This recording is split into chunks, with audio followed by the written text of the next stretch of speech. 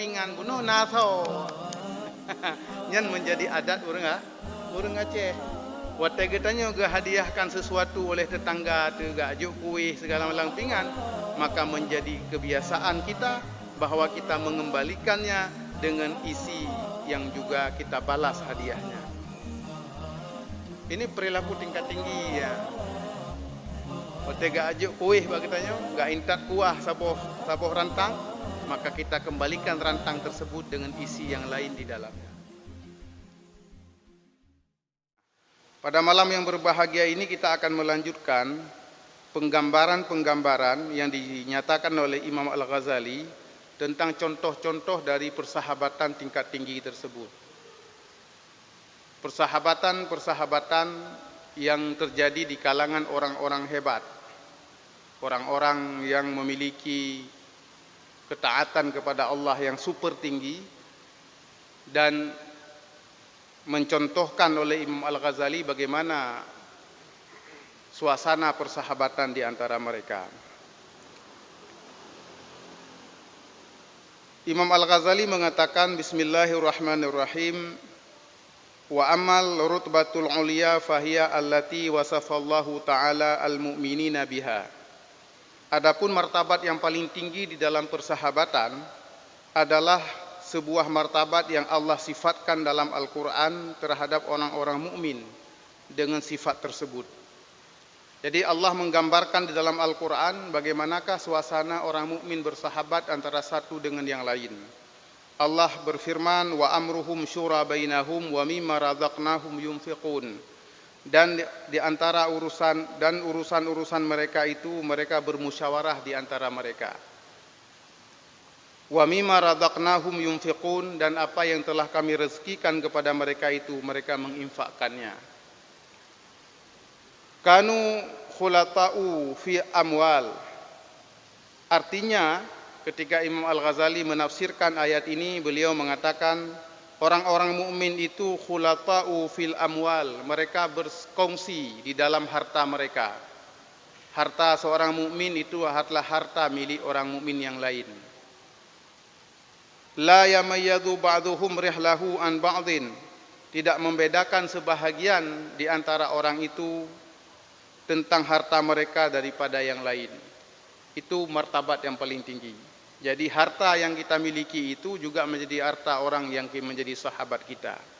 Menan kira-kira penggambaran yang paling tinggi dari tingkat persahabatan yang digambarkan oleh Imam Al-Ghazali itu. Wa kana fihim man la yashabu man qala na'li li'annahu adhafahu ila nafsihi. Dan di antara para orang-orang yang hebat itu, ya, ada yang tidak mau bersahabat dengan orang-orang yang berkata na'li, ini sandalku, li'annahu adhafahu ila nafsihi, karena dia menyandarkan kepemilikan itu kepada dirinya. Ikhunnya tilap lung, tingkatnya ngekun mentang yang ngeti mengalih. Karena masih menyandarkan kepemilikannya kepada dirinya sendiri, tidak menjadi kepemilikan bersama. Jadi menyuguhkan yang silap long, menyuruh pakai lagi tanya bengeh ke. Jadi itu. Jadi bahkan ada di antara orang-orang yang hebat itu, mereka tidak akan bersahabat atau tidak akan menjadikan sahabat orang yang masih mengatakan ini sandalku, ini bajuku, ini kendaraanku dan lain sebagainya. Kenapa? Li'annahu adhafahu ila nafsih, karena orang itu masih menyandarkan hartanya kepada dirinya sendiri, bukan kepemilikan bersama. Andipnan sahabat tingkat tinggi. Waja'a fathul al-mausuli ila manzili akhillahu. Imam Al-Ghazali menceritakan sebuah kisah yang terjadi pada seorang ulama yang bernama Fathul Mausuli. Dari sisi namanya, beliau merupakan orang Mosul. Mosul itu di Irak. Kota Mosul, yang salah satu menjadi kota yang sangat kuat melakukan perlawanan terhadap Amerika. Kota Mosul, ya. Waja'a Fathul Mausuli, datanglah Fathul Mausuli ila manzili akhillahu, kepada rumah seorang kawannya. Pada satu hari Syekh Fathul Mausuli datang kepada rumah sahabatnya yang sudah dijadikan sahabat, akhul lahu, menjadi sahabat baginya. Wa kana ghaiban, dan sahabat tersebut tidak berada di tempat, dia berada di tempat yang lain, ghaiban. Fa amara jariyatahu fa akhrajat sunduqahu fa fatahahu. Maka Fathul Mausuli ini, Syekh Fathul Mausuli ini kemudian memerintahkan budak dari sahabatnya itu untuk mengeluarkan sebuah sebuah kotak ya, yang disimpan oleh sahabatnya itu. Fafatahahu, dan beliau membukanya, wa akhraja hajatahu, dan mengambil keperluannya. Setelah dikeluarkan kotak tersebut oleh pembantu dari sahabatnya itu tidak berada di rumah, beliau membuka, wa akhraja hajatahu, dan mengambil kebutuhannya yang perlepeng, kecopeng RM1 atau si-dinar sesuai dengan kebutuhan, atau makanan ubi keperluan.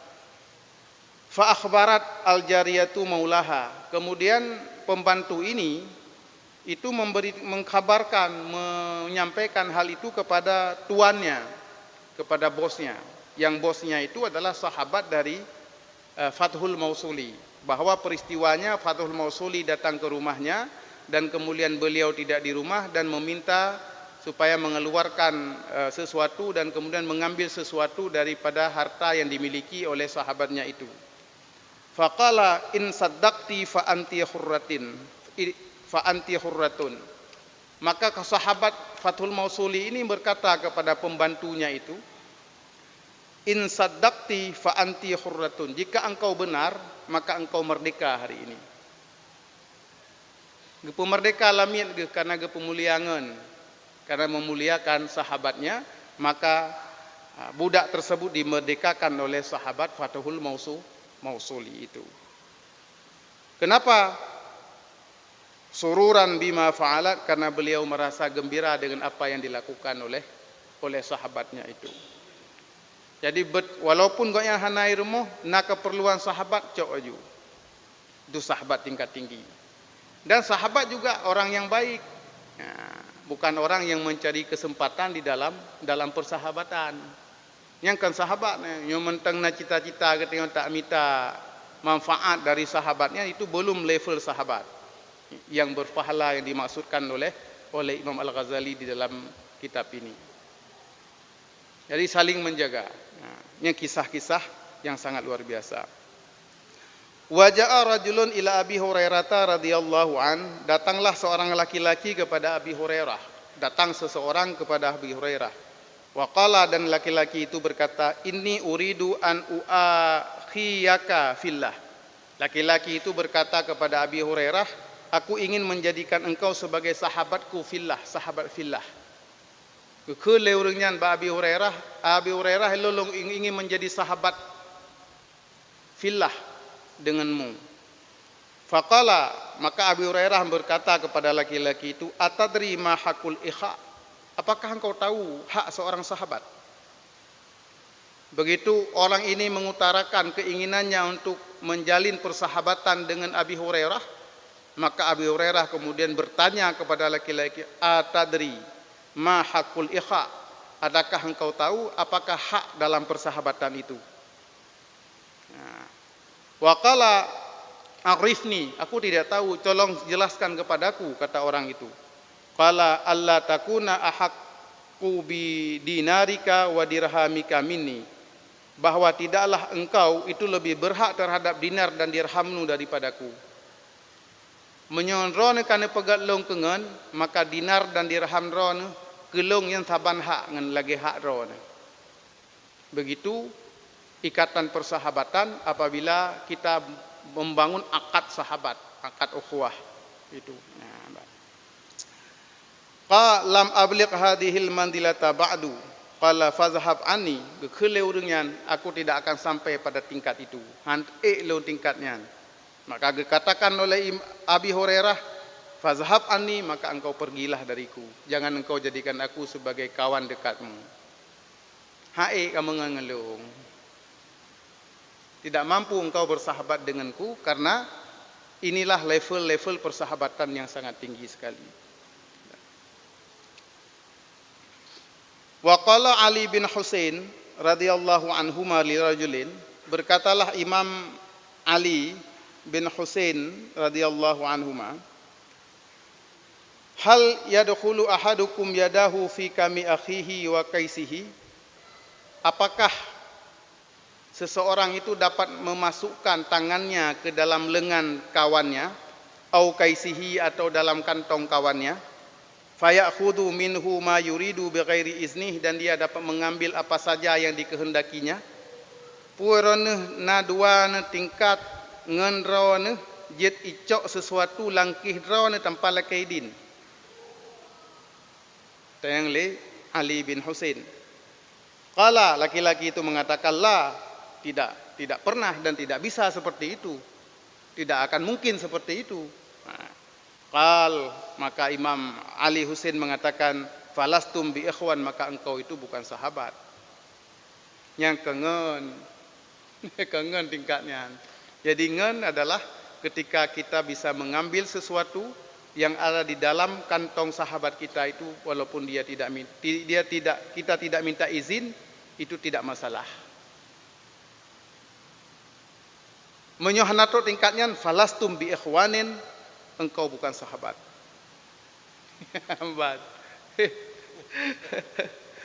Yamban, maka lu pengahelong Imam Al-Ghazali menceritakan persahabatan super dari Abi Hurairah, kemudian kisah-kisah para ulama, Fatuhul Mausuli dan sahabatnya, ya, ciban dem tingkatnya orang yang gemengan. Maka hanahireun teu bagaimana persaudaraan Islam itu sampai bisa menyebarkan Islam hingga ke Eropa. Depnan gemengan. Al-Islamu kal jasadil wahid angkanya. Jadi bagaimanakah Islam kal jasadil wahid? Inilah penggambaran dari praktik Islam itu seperti tubuh yang satu. Wa dakhala qaumun ala Al-Hasan radhiyallahu an, datang satu kelompok orang kepada Hasan Al-Basri. Faqalu, mereka berkata kepada Hasan Al-Basri, Ya Aba Sa'id, as-sallaita? Hai Aba Sa'id, apakah engkau sudah salat? Qala na'am, aku sudah salat. Qalu fa inna ahla suq lam yusallu ba'du. Sesungguhnya ahli pasar, orang-orang yang berada di pasar itu, orang-orang yang berjualan itu, mereka tidak salat. Qala wa may ya'khudhu dinahu min ahli suq? Siapa yang mau mengambil contoh agama pada orang-orang yang di pasar itu? Balagani anna ahadahum yamna'u akhahu lidirhama qalahu kal muta'ajjib min. Bagaimana bisa mengambil contoh agama pada orang-orang yang berada di pasar, sementara aku mendengar sampai informasi kepadaku bahwa mereka tidak akan membolehkan 1 dirham pun kepada kawannya.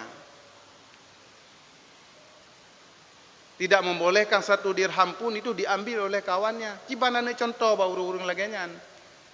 Imam Hasan Al-Basri mengatakan itu dengan rasa takjub heran. Menyonya memang yang ngen ke kaudet lang pasai metonton, metamping-tamping gede, ya mesti rupiah peng lebih ke gop hanjut. Ya kamu ton tinggal bersama-sama. Ahlus suq, mereka menjadi ahlus suq, berdagang bersama, tinggal bersama di situ. Tapi bagaimana mereka bisa kita jadikan contoh seandainya mereka masih saja mempersoalkan 1 dirham apabila diambil oleh sahabatnya. Yang tingkat tinggi. Waja'a rajulun ila Ibrahim bin Adham rahimahullah. Datang seseorang kepada Ibrahim bin Adham rahimahullah, wa huwa yuridu Baitul Maqdis, beliau ingin menuju ke Baitul Maqdis. Pada saat itu Ibrahim bin Adham sedang dalam perjalanan menuju Baitul Maqdis. Faqala lahu, kemudian laki-laki ini berkata kepada Ibrahim bin Adham, inni uridu an urafiqaka, aku ingin menjadi sahabatmu. Ya, gelake mengen Ibrahim bin Adham. Faqala lahu, maka Ibrahim bin Adham berkata kepada laki-laki itu, alayya an akuna amlaku li syai'ika minka, aku ala an akuna amlaku li syai'ika minka, aku lebih berhak untuk memiliki apa yang ada pada yang kamu punya. Yang syarat je nemangan ngelong, long lebih berhak memiliki pu yang nabat rawan.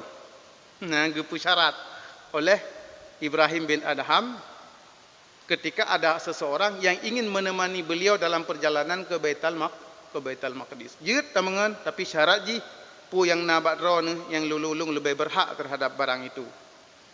Qala la, oh nyonya lagi yang tingkat mengen hasilung, tidak bisa saya berkawan seperti itu. Faqala a'jibuni sadaqaka, maka aku merasa heran dengan keinginanmu bersahabat. Menyetingkatnya hana tempu kan apakah mengen? Bagi pakak mengen cukup bersemangat benar. Tapi begitu ketawarkan syarat, itu saya sudah tidak mampu lagi.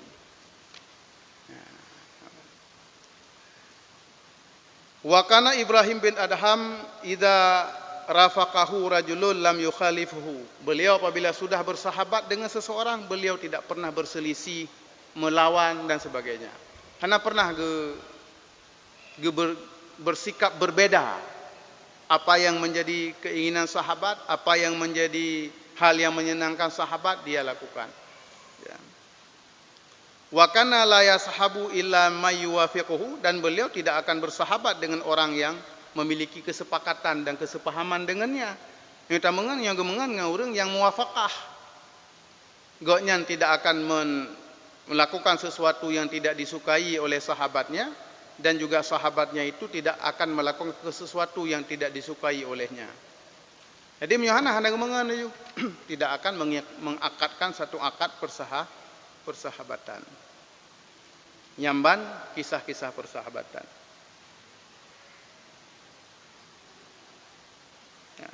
Kemudian cerita Kalimah Ghazali, fa ahda rajulun ila Ibrahim bin Adham fi ba'dil manadil kis'atan min turid. Beliau dihadiahkan di dalam beberapa tempat, ya, dalam perjalanan beliau yang tergejak, ya, yang beliau dihadiahkan kis'atan min turid, satu piring dari bubur. Sedekah bubur legop, ijuk bubur legop lain. Fafataha jirabun. Beliau punya sahabat yang namanya,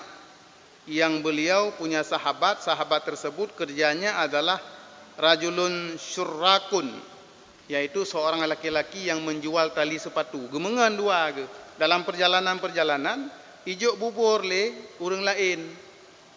Fafataha jurrabur rafiqahu, maka ketika ijuk bubur dalam satu piring, beliau membuka karung sahabatnya yang na talo sipatu buno.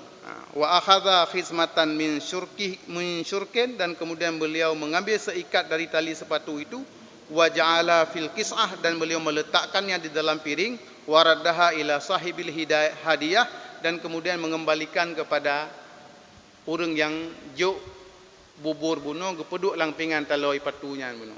Taloi patunya cukup penting karena kadang-kadang putus buat jalan dalam perjalanan segala macam. Jadi kembalikan pingan buno naso.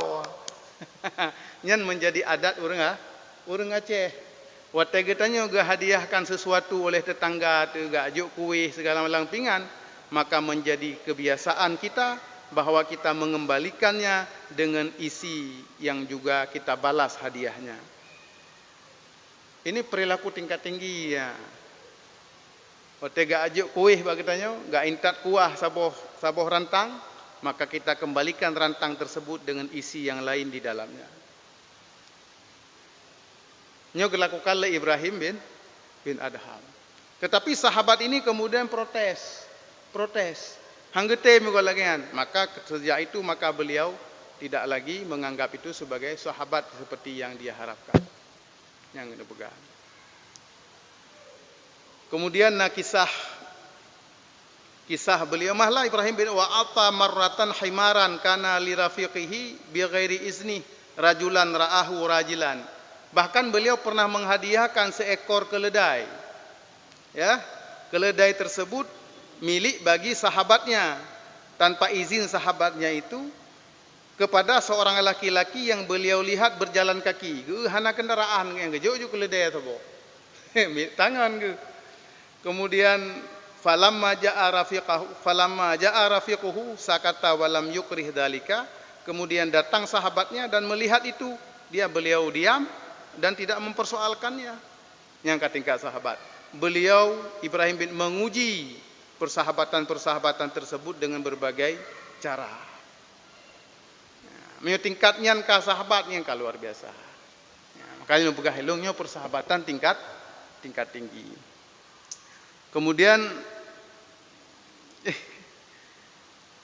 Ibnu Umar, qala Ibnu Umar radhiyallahu anhuma, Ibnu Umar mengatakan, ahda li rajulin min ashabi Rasulillah ra'sa syah. Aku menghadiahkan kepada seorang laki-laki dari sahabat Rasulullah sebuah kepala kambing. Gecok sabah hulai kambing, gehadiah kepada salah satu sahabat. Ini kan makanan paling lezat ya. Gehadiah hulai kambing. Kalau gemagung kemudian gehadiahkan. Kalau getagun-tagun dan kemudian gejuk kepada salah satu sahabat dari sahabat Rasulullah. Faqala, sahabat itu mengatakan, akhi fulan ahwaju minni ilaih. Sahabatku si fulan lebih membutuhkan ini daripadaku. Kun sahabat Rasulullah yang gejuk oleh kambing le Ibnu Umar. Nah sahabat long lain ya Ibnu Umar yang lebih berhajat kepada kepala kambing ini. Fa ba'asa bihi ilaihi, dan kemudian beliau mengantarkan kepala kambing tersebut kepada sahabatnya itu. Ya. Fa ba'asahu dzalikal insanu ila akhar, dan kemudian sahabat yang kedua itu menyerahkannya kepada sahabat yang lain yang beliau rasa lebih membutuhkan. Jadi sahabat yang kelih gak juk ba sahabat yang kepet. Ya. Falam yazil ya ba'asu bihi wahidun ila akhar, dan selalu begitu berputar sampai kepada hatta raja'a ilal awal, sehingga ulai kambingnya kembali kepada sahabat yang pertama bunuh. Ba'da antudawilahu sab'atan, sesudah sesudah berputar 7 kali. 7 draw ring memputar ulai kambingnya baru truk bah sahabat yang pertama. Karena sahabat yang pertama bunuh gejuk bah sahabat yang kedua, sahabat kedua gejuk bah sahabat yang kelih. Sahabat yang kelih gejuk bah sahabat yang kepet, sahabat yang kepet gejuk bah sahabat yang kelima, sahabat yang kelima gejuk bah sahabat yang keenam. Kemudian sahabat yang keenam itu menyerahkan kembali kepada sahabat yang pertama bunuh. Ya hana gedepu kan. Tetapi merasa bahwa sahabatnya itu lebih membutuhkan makanan itu dari dirinya.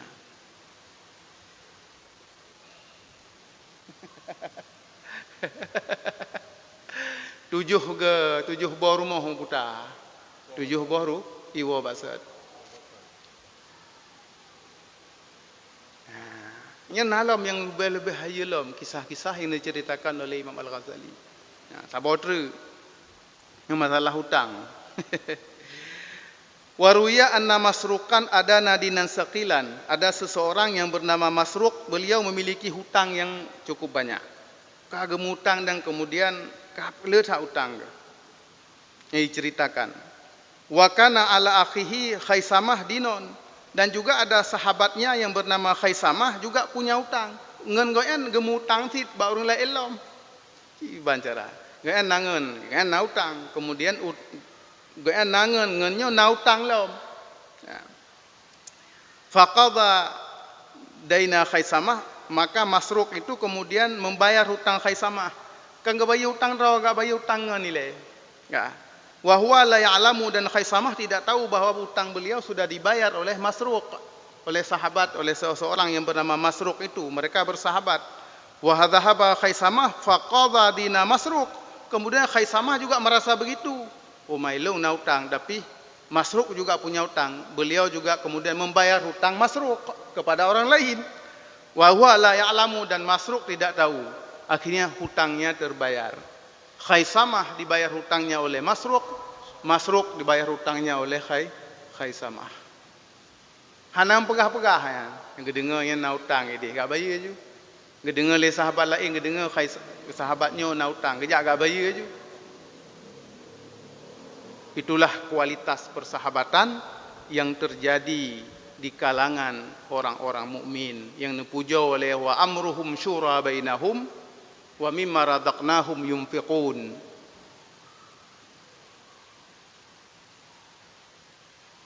Cibaan. Luar biasa. Dan itu semuanya adalah merupakan ikutan kepada Rasulullah sallallahu alaihi wasallam. Laginya contoh oleh sahabat bak Nabi. Kemudian sahabat mempraktikkannya dengan para sahabat. Kemudian para ulama sesudahnya hidup seperti itu. Maka wajar ketika Nabi mengatakan khairul quruni, sebaik-baik masa adalah masaku, kemudian masa para sahabat, kemudian masa para tabi'in dan tabi'at tabi'in. Mereka masih hidup di dalam tradisi dan cara-cara hidup Rasulullah sallallahu alaihi wasallam. Menunaikan hak sahabat itu adalah menunaikan hak Allah. Karena Rasulullah mengatakan di bawah ini ada hadis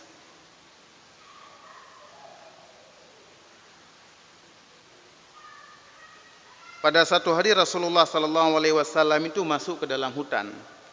Fa innahu dakhala ghaidatan ma'a ba'dhi ashabih, beliau masuk ke dalam hutan bersama dengan beberapa sahabat beliau. Fajtana minha sawakaini ahaduhuma muawwajun wal akhar mustaqim.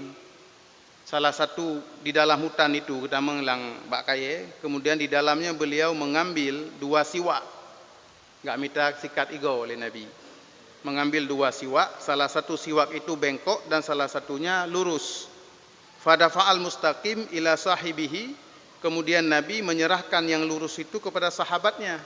Yang cikok cok gerok. Ya Nabi. Jadi yang tupat, sugo yang tupat, siwak yang lurus itu beliau berikan kepada sahabatnya, yang bengkok beliau ambil sendiri. Faqala lahu ya Rasulullah kunta wallahi ahaqqu bil mustaqim minni. Sahabat itu menolak, ya Rasulullah engkau lebih berhak dengan yang lurus daripadaku. Rasulullah menjawab, ma min sahibin yashabu sahiban walau sa'atan minan nahar illa su'ila an suhbatihi. Tidak adalah daripada seorang sahabat yang bersahabat dengan seorang sahabat walau satu saat di dalam hari itu, walau setengah hari, walau siat, illa su'ila an suhbatihi, kecuali dimintai pertanggungjawaban dalam persahabatan itu. Hal aqama biha haqqullah am adha'ahu, adakah dia menegakkan di dalam persahabatan itu hak Allah atau tidak melaksanakannya. Jadi tak tunaikan hak sahabat, tak gembirakan sahabat itu adalah qiyamu haqqillah, itu adalah menegakkan hak Allah. Yang kita yang oleh Allah tengok. Kita yang oleh Allah. Fa asyara bihadza illa annal isar huwal qiyamu bihaqqillah fi suhbah. Maka Nabi mengisyarah dengan hadis ini kepada bahwa memberikan keutamaan kepada sahabat itu adalah menegakkan hak Allah dalam persahabatan. Jadinya hak Allah, hak yang ditetapkan oleh Allah, dalam makna hak ini terjadi di dalam akad persahabatan. Apabila kita sudah bersahabat dan kita tidak menegakkan hak-hak dalam persahabatan, itu dianggap kita telah mengkhianati hak-hak Allah. Jadi kita yang tengah, mesti kita tajak dengan tirau reng dalam perjalanan. Apabila kita yang tidak menunaikan hak agaknya, yang gelaknya pertanggungjawaban tengah. Manjak tirau taju, pun apa kak ngan? Yang kata tajak mengan, maka di situ sudah muncul hak dan kewajiban. Jadi begitulah kira-kira hak dalam persahabatan itu adalah untuk menegakkan hak-hak Allah. Dan juga dilikud kalau pegah dari awal pembahasan bab ini adalah persoalan ulfah, persoalan kasih sayang. Jadi dengan terciptanya kasih sayang, isar, mengutamakan orang lain di dalam Islam, maka kita itu telah akan menjadikan Islam ini bersatu. Hana mungkin kita yang bersatu apabila kita mementingkan diri kita sendiri. Mungkin. Anak teman-teman menyokriat tu hana galai. Ada teman-teman menyokriat hana galai kaduan. Ini persahabatan di dalam Islam. di dalam paham sosialisme itu berbeda. Karena mereka tidak mengakui kepemilikan pribadi. Sosialisme, komunisme itu tidak ada kepemilikan pribadi. Islam mengakui kepemilikan pribadi. Cuma kepemilikan pribadi itu ketika orang sudah bersahabat mengikhlaskannya, mengutamakan orang lain. Kepemilikan tetap milik yang bersangkutan. Tetap patah gedanya. Cuma tecok lengan hana bengeh dia rida dia gedanya. Kita rela itu. Jadi bukan artinya dia bisa mengambil tanpa izin kita. Artinya kalau kita tidak izin dia harus mengembalikan. Maksudnya hangko biya dah bunuh harus dikembalikan. Artinya kita belum jadi sahabat. Tapi yang namanya sahabat itu apa yang diambil oleh sahabat kita itu kita relakan. Tapi miliknya tetap milik kita. Kemudian kita relakan diizinkan untuk dilakukan hal itu oleh yang bersangkutan. Jadi bukan menghilangkan kepemilikan atau menjadi milik bersama arti secara fisik bukan.